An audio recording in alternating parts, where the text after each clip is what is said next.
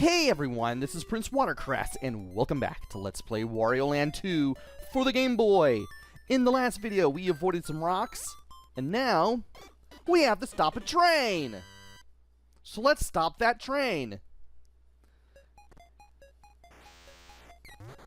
And while we're at it, let's stop putting ourselves in positions where we run into spikes, inadvertently or otherwise. Yeah, these things are definitely going to be popping up everywhere in the level. So you want to be very careful when you move around. Also, that's the only time you'll ever see that red enemy there at the beginning, by the way. Nope.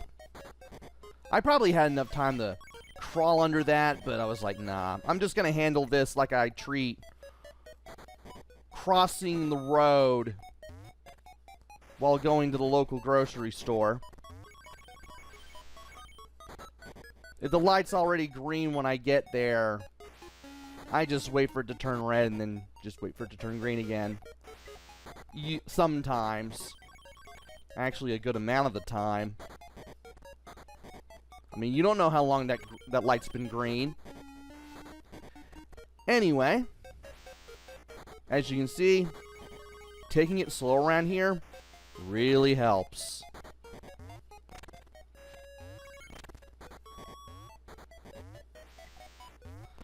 And I think it's better if I took care of the boxes first before I climbed up there. Worked pretty well. Timing was a bit worrisome. I didn't know that.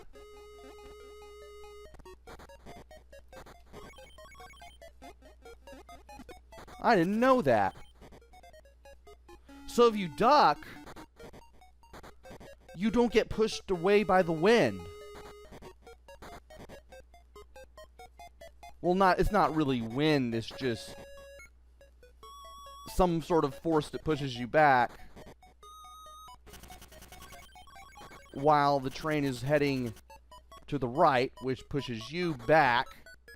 I'm pretty sure if the train went to the left, you would be pushed to the right.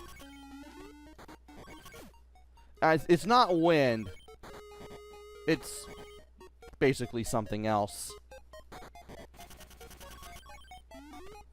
And I believe that we go over here. Yeah. Because the hole that was in the middle, did not want that to happen. Oh well, we'll get plenty of coins back. Yeah, the hole that we just went through took us all the way here, while the hole that was all the way to the left took us back closer to the start of the level. Also, with those enemies, what you have to do is tackle the guy in the middle, and then stay in the middle and high jump until the enemies stop moving around. And I didn't exactly do that. Okay, I destroyed the crates. I couldn't remember if I did, and I just did it like 20 seconds ago. Alright, onwards.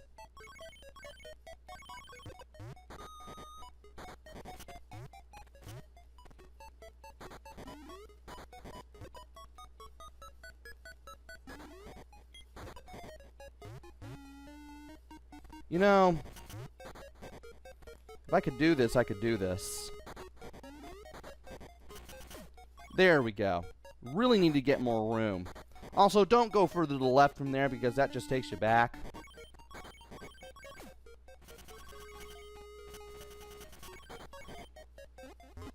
And that'll make it a little easier to handle those guys, just ducking down and then waiting to hit them from below.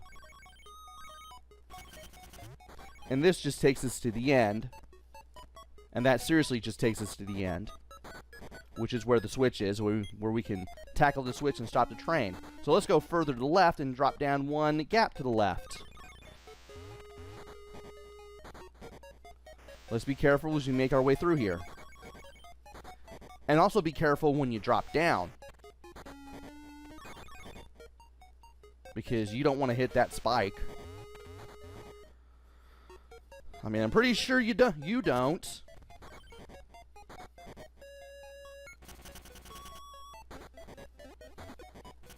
Alright. Let's get over here. This will, I believe, help make up for the amount of coins that we've lost from those enemies that hit us. And here, there is a door. We're not going to enter it yet, because this door leads to another door, which leads to the treasure room. So here's what we're going to do. We're going to go to the last room on the train, but thankfully we can go back to the roof of the train if we need to do so. Yeah.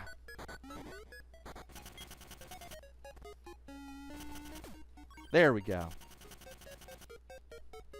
All right.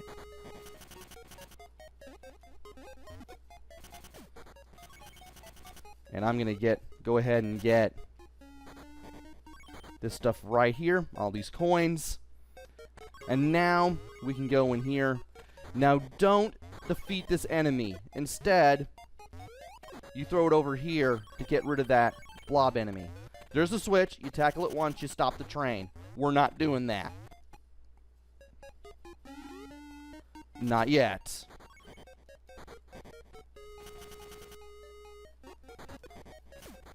And that's how you take care of that thing from the other side.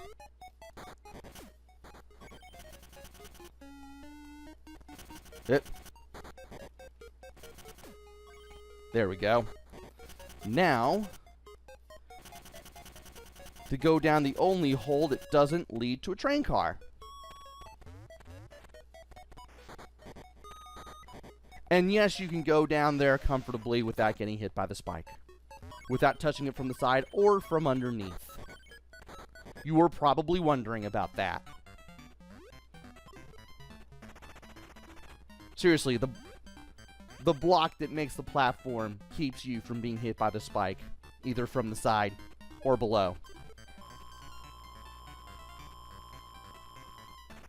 So try as you might, that spike wouldn't have been able to hit you anyway. Alright, this thing. You are in the lower left-hand corner. Did I say lower left? I meant to say lower right. And we have what looks like a moon with a stone in it. Or it could be something completely different. I wouldn't know. Anyway, let's comfortably drop down here once that spike is all the way down.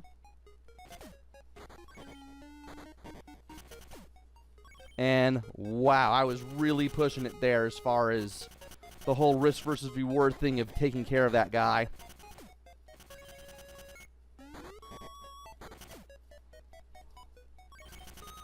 And now we can go over here and hit the switch at last.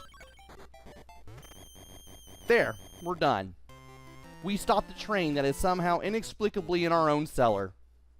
I can't believe it took me 8.5 minutes to question it. Anyway, let's go ahead and play the panel game, because why not?